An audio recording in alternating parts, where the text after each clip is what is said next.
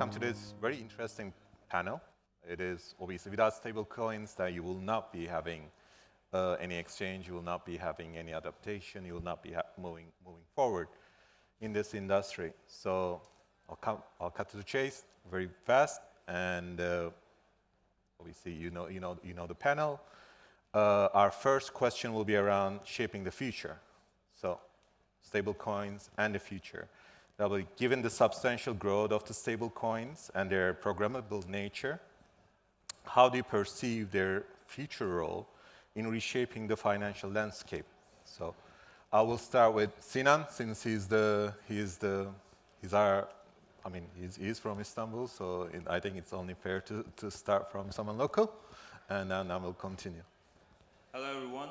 So we're building a Turkish lira-backed stablecoin, and it's pegged one-to-one to the Turkish lira. And we see the stablecoin space as a new infrastructure layer for the banking ecosystem, where everything works 24/7, instant settlements, and much cheaper costs. So we believe that making money programmable is going to be the future of the banking industry.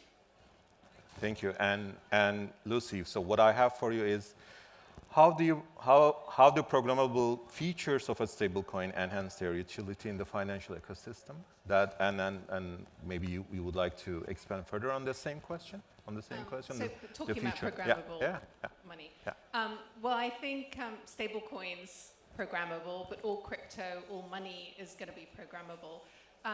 So I think, we're headed into an extremely interesting time, because we've got a lot of programmable things going on. We've got stable coins, we've got central banks coming in with central bank digital currencies. We've obviously got native cryptocurrencies.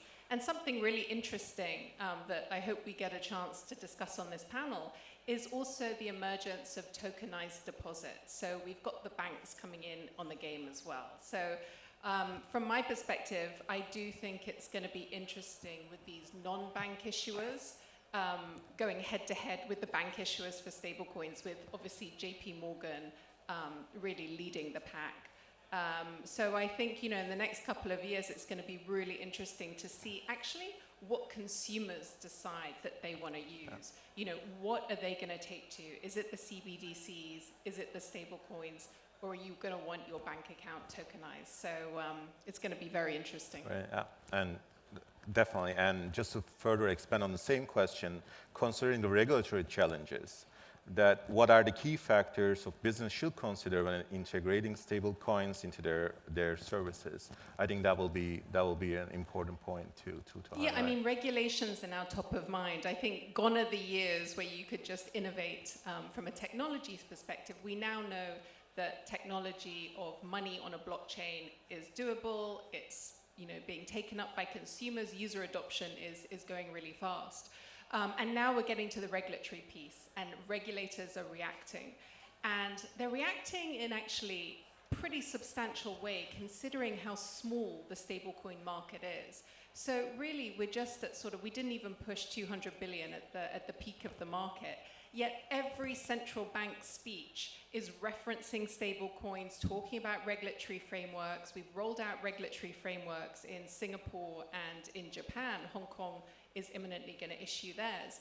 And so when a stablecoin market is so small, what is making these central bankers so nervous? And I think that's a perfect segue to hand over to Vincent. Definitely Vincent, yeah. Please go ahead and top that out. Hi, Vincent Chok here from First Digital. Just want to say that it's really a pleasure to be in Turkey and Istanbul. Had a great lunch. I mean, the food here is just fabulous. So if I look a little sleepy, that's because I was just indulging. But anyways, topic is stablecoin. So we recently issued a new stablecoin called FDUSD, and we really truly believe that stablecoin will need to coexist in order for Web3 to become reality. And stablecoin needs to coexist with CBDCs in order to integrate into the financial infrastructure that we're going to be seeing a lot of in the future, digital money. And I do believe that there is, as Lucy said, a lot of attention given to stablecoin, not because of the fact that it's pegged to the dollar, but it's because of all the different use cases, the industries that it will make it will affect in the future. Right now, mostly is using for trading pairs on exchanges. We still haven't seen the real output, how it can be effective in the payment space, how it can help in payroll, foreign exchange, how it can make the ease of making the unbanked bankable in the future. So we're just really at the beginning of the tipping point of where stablecoin can be.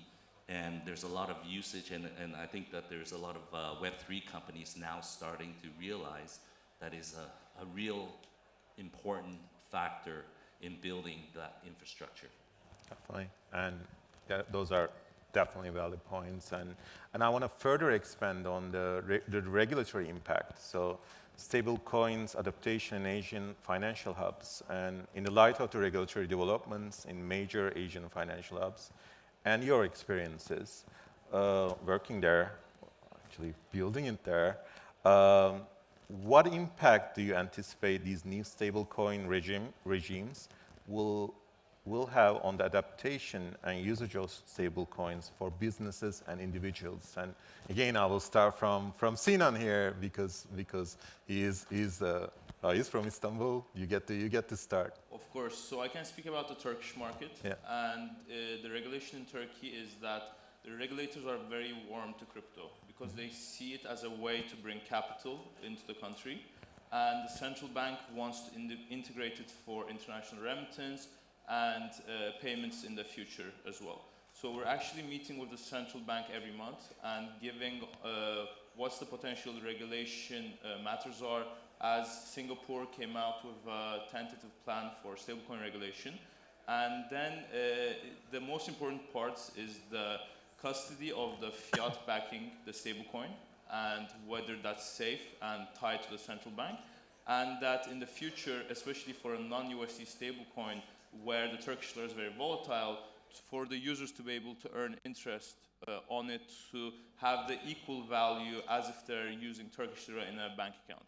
So we believe it's important that the stablecoin regulation comes so that all these institutions can come into the crypto space in a trusted manner. Definitely. And just to add up on that, Sinan, what do you think? Do they encourage these new regimes, these new regulatory regimes? Do they encourage or discourage innovation? What do you think? So in Turkey, they encourage innovation. And they actually want a stablecoin regulation to come because they see the potential of it. And actually, the Central Bank of Turkey is also very interested in a potential CBDC. And the government has announced plans that in the next 2 or 3 years, they want a pilot CBDC to be working. And that's why I would say this current government is supporting crypto. Also, Binance Turkey is very large in volumes compared to everywhere else. So every Turkish user loves trading crypto as well.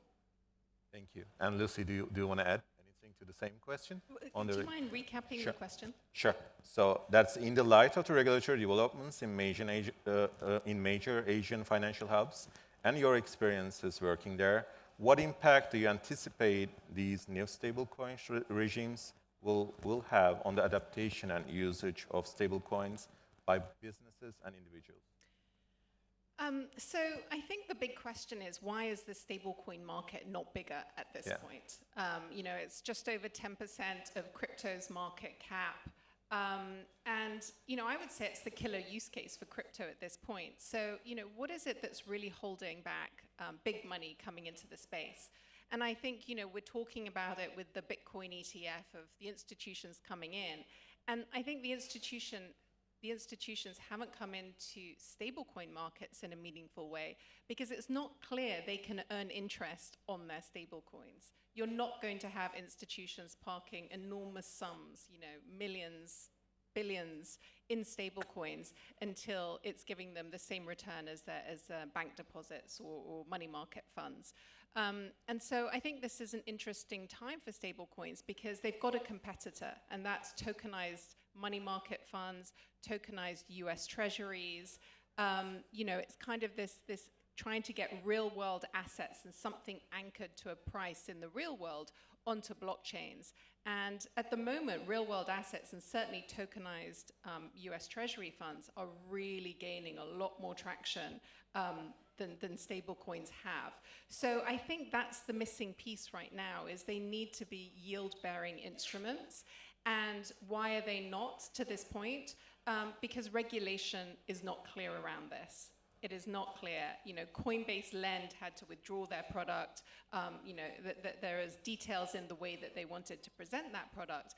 But until it's clear that you can get a return on your money that matches bank accounts and short-term deposits, I think the market is going to struggle to take off, and there's going to be competitive instruments that, you know, crypto economy can start using, right? You can use tokenized money market funds in DeFi protocols for staking, etc. So I think it's interesting, and I think Vincent is best placed to share his thoughts on how it stacks up against the other stable type of coins out there. Yep, so please go ahead. Again, stablecoins, really, we have to look at some of the utilities, right? I mean, right now, stablecoin is sort of in the spotlight due to the fact that U.S. interest rate is over 5.25% or 5.75%. So what happens if those interest rate drops? And really, there's other stablecoins projects out there that just never have taken off because of the fact that the underlying reserves were not enough to cover the cost of actually operating those stablecoins. So we have to look beyond the fact that, yes, there's interest bearing on the reserves and how stablecoins can generate yields, but what happens to the other currencies that doesn't generate those type of yields, the usage of those? And that has to be really looked at for different countries. I mean, you look at the currencies like the yen, other currencies, closed currencies that are not generating enough yield to make it a utility, to make it a profitable to hold as a store value. So right now, everybody's focusing on the US dollar stablecoin, and there's a lot of governments. UK announced that there's going to be new licensing for stablecoins in the UK. We've seen that, of course, obviously Hong Kong's licensing will come out next year, and I think we're in a very good position to be licensed under the Hong Kong regime. But in order for stablecoin to work, we have to look at, again, what are the securities around that, the regulations around offering a yield around a stablecoin. That's a security, right? Exactly. And we have to look at, you know, which platforms are offering those stablecoins and the way that it's being offered, which is a promotion on a security token. So for issuers, you know, we have one job. We hold the reserves, we issue the stablecoin, and how the secondary market uses that, and how the secondary markets like exchanges and DeFi, you know, how is their users going to benefit from using those stable coins? Is that as a trading pair, or is it as a yield product, earned product? But there's always going to be the regulators watching. So we have to really know our role, sort of the separation of powers, and not cross that, or else it's just going to be a big blend of mush. Those are. And just to follow on, you know, regulation, we kind of want it, but we kind of don't, because the most successful stablecoin is unregulated. And they've got all the market share. So, you know, hopefully regulation will be supportive of the innovation rather than stifle it and sort of giving up the opportunity to the banks once they get in on the act of issuing bank-issued stablecoins. Yeah, exactly. But those are.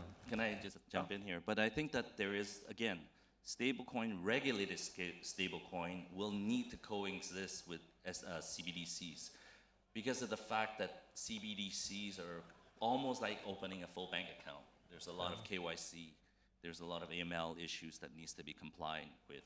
But stablecoins are freely traded on exchanges. But in order to cross over to CBDCs, you need that regulated stablecoin. So this is the important thing about how you guys can hold stablecoin in your wallets now easily, but if you want to transfer that into real world assets, you want to buy a house, you're going to have to convert that to fiat. But in the future, that could be a CBDC, in which that particular transition over from stablecoin to CBDCs will have to be full KYC AML compliant. Exactly. And to add on that, so I believe that CBDCs will be built on private blockchains because the governments don't want every transaction to be monitored by everyone else. But I believe private stablecoins should be staying on public blockchains and acting as a gateway for CBDCs to interact with DeFi and innovation. So I agree with Vincent that the CBDCs and private stablecoins should coexist, and they both offer new innovative value to the end customer.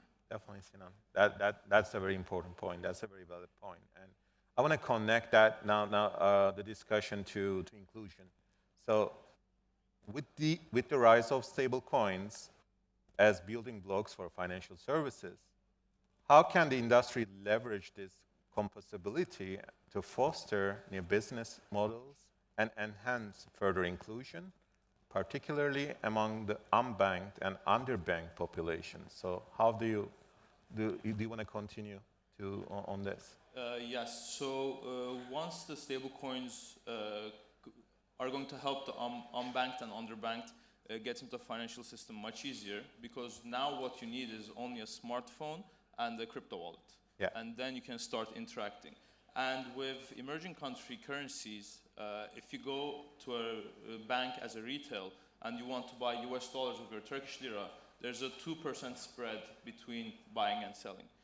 But if you're an institution and buying that, then there's a 0.5% spread. And if you're a bank, maybe there's a 10 bips spread. But with stable coins, the value is it gives the same pricing to everyone, no matter the size. So it's going to be creating a lot of inclusion for the retail to be able to access much better prices. Because if you look at our stablecoin, since Turkish lira has been very volatile, people haven't been using it as a store of value, but they have been using it as a medium of exchange to move into Bitcoin or USD denominated stablecoins. So now with these new AMMs or order books, getting the equal pricing for every customer segment is going to be very important for inclusion.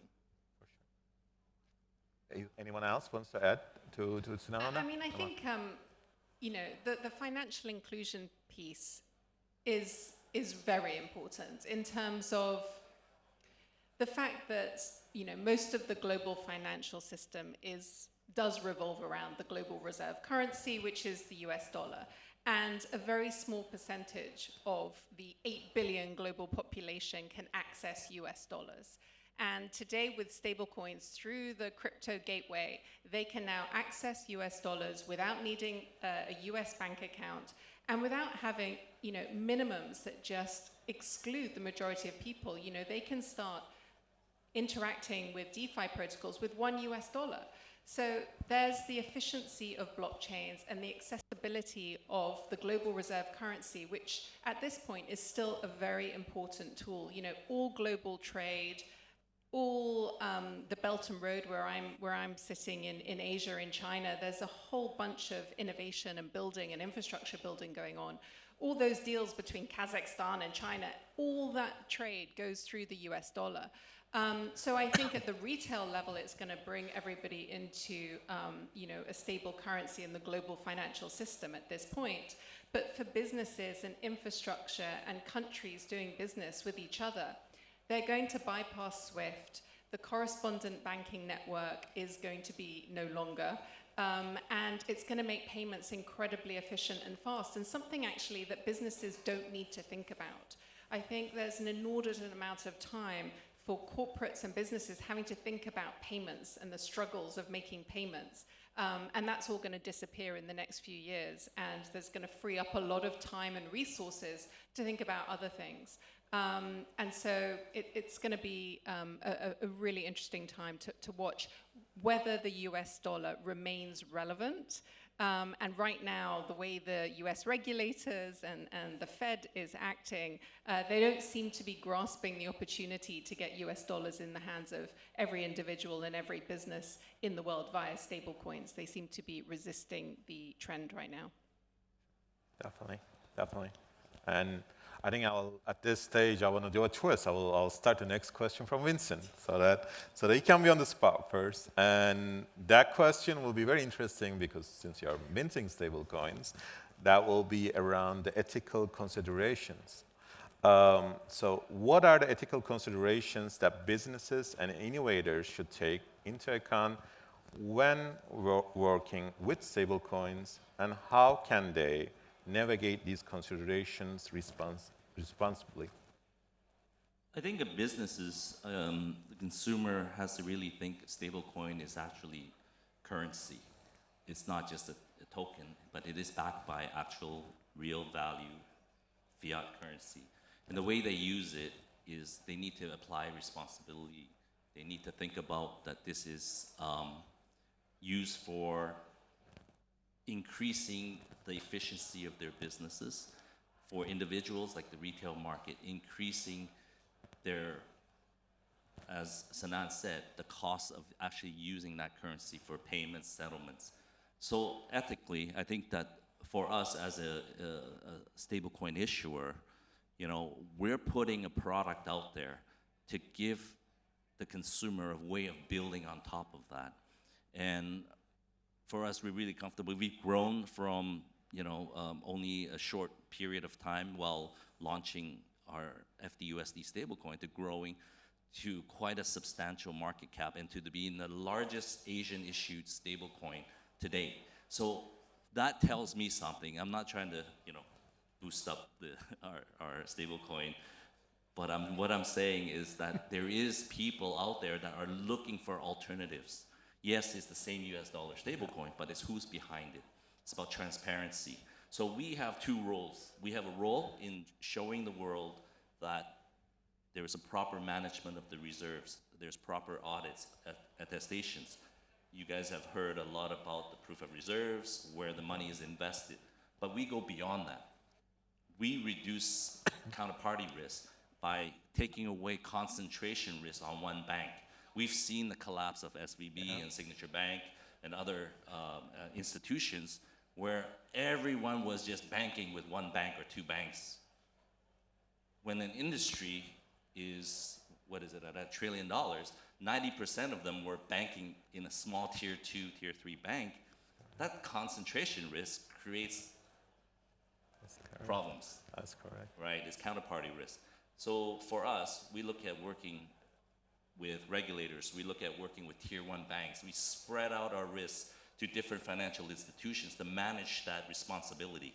The other way, for the users, yes, they're able to settle those stable coins on exchanges, but there's also the future use of that is about KYC AML compliance. What is the source of funds? What is the source of wealth? Exactly. Those are things that we look at in order for FDUSD and other stablecoins to scale up. Exactly. So there is two parts. My responsibility to the world and the consumers holding the stablecoin. Exactly. And also the sanctions element to it, I have to mention that too, because most stable coins are USD based. So there is definitely a sanctions nexus that needs to be always considered on those. Right. Who you give those stable coins to really matters too. So KYC and all those controls matters, definitely. And Sinan, do you have anything to add on the same question? Yes, so as Vincent said, the counterparty risk is very important for fiat-backed stablecoins. And with the whole USDC signature debacle that we've seen, it's very important for regulation to come and that we can park the fiat backings directly with the central bank. Yeah. Because the banking system works on fractional reserve banking, which creates a risk to the end consumer. Whereas the fiat-backed stablecoins are always backed one-to-one, so it shouldn't be held accountable by the fractional reserve banking risk that currently the banks hold. That's correct. Very valid point. And Lucy, do you want to add anything on the same question, or should I ask you the next question? Let's try the next. You got the next one. That's good. That will be the hardest question of today. So you are the lucky one, and you'll start this one. So that's the future challenges. So all that is well, the future challenges and opportunities. So looking ahead, what do you believe are the key challenges and opportunities in the stablecoin market? And how can businesses, regulators, innovators collaborate to ensure the responsible growth of stablecoins in financial ecosystem? I mean, I think we've touched on these topics right throughout this panel. And I think the future at this juncture is about the regulatory path that we're going to go down. And you know, this panel is also talking about Asia. So let's talk about how Asia is embracing this. You know, Japan was the first mover with a framework to regulate stablecoin issuers, make sure that assets are held in bankruptcy remote companies, and that it's actually a secure business. They see this as a huge opportunity to reduce costs of payments and to make payment rails redundant and blockchain relevant. So I think Japan, by embracing it, has really set the tone in Asia, and Singapore as well has now got a regulatory framework for stablecoin issuers. I think it's surprising that we're seeing such a sort of pushback in the US. And, you know, everyone's sort of been talking when USDC depegged back in March, it was still losing market share to Tether even before that issue. And it's ironic that users of stablecoins would rather not go with a transparent, regulated stablecoin. They'd rather go with a completely opaque Tether token that actually there were rumors that it was backed by Chinese corporate debt, and there was absolutely no requirements for them to publish details on what was actually backing these USD stablecoins. And indeed, if it was back one-to-one, you know, there are rumors that Tether did use fractional reserve banking, so print more stable coins than they had in reserves.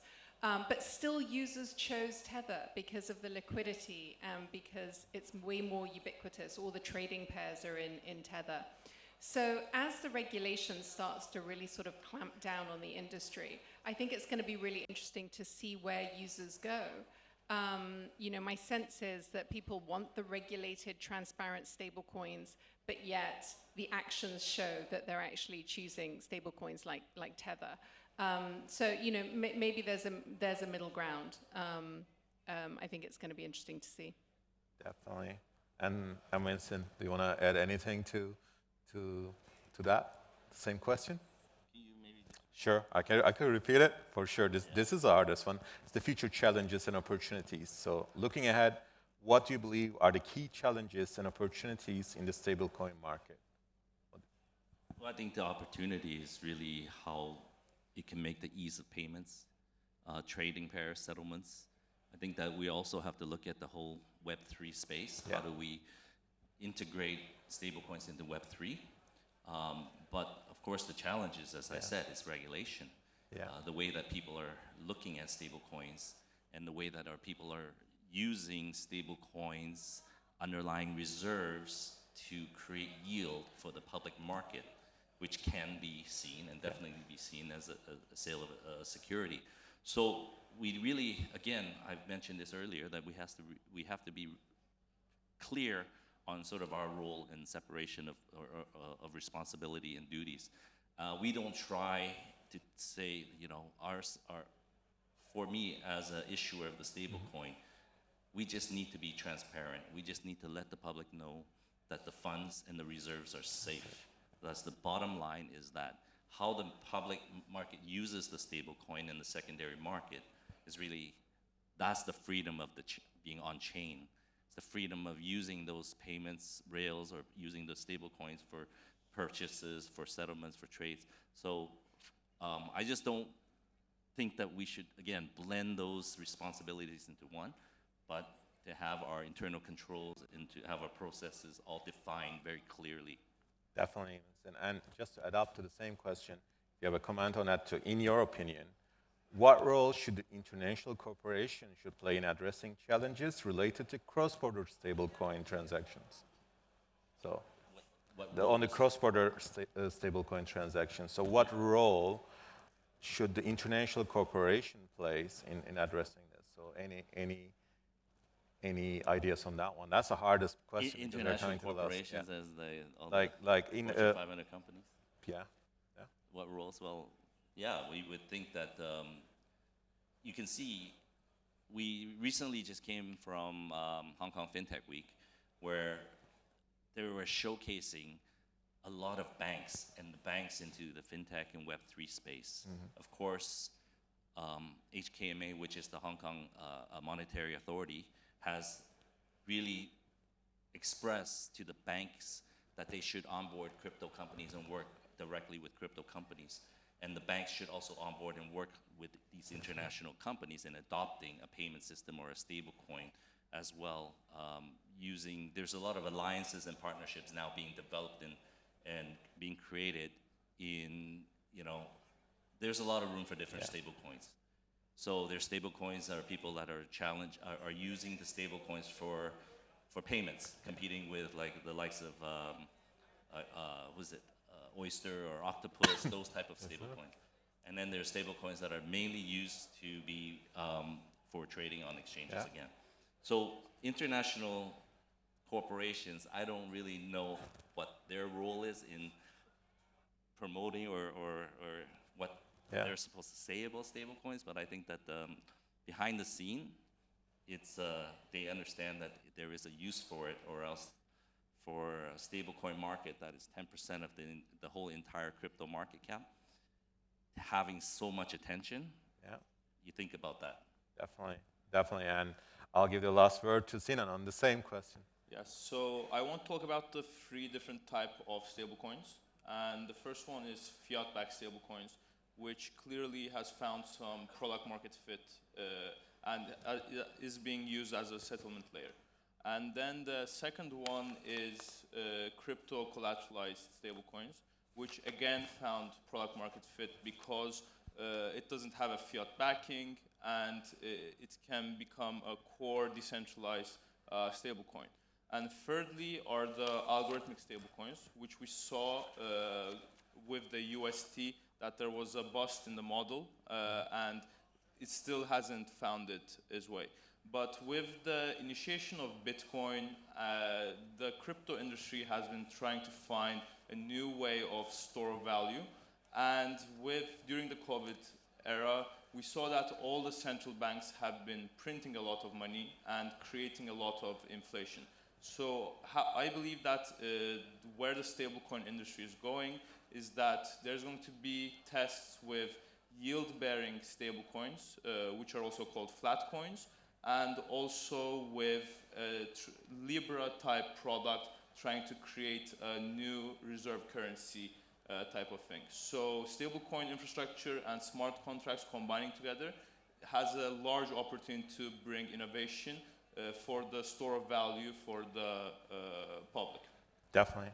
Very good points, very valid points. And I want to end this panel with thanking the audience for your attention. I know that this is not an easy topic, it's stablecoins. I want to ask if there is any last remarks, closing remarks that any of our panelists have. And I want to obviously thank all the panelists too. I just want to add one thing to Sinan's point here about the different types of stablecoin. I think that people really need to realize that there is a fine line between what is the real definition of a stablecoin. To me, is a one-to-one backing of fiat. There is also RWAs, which is asset-backed coins. There is also tokenized, like gold, T-bills. Those are not stablecoins. There's security tokens. There's asset-backed tokens, which is RWAs. But there's a lot of sort of misconception that anything with value that's tokenized can be considered a stablecoin. Sure. To me, I just want to be very clear. A stablecoin is an asset-backed, one-to-one with a fiat currency. That's why governments and regulators don't consider that a security.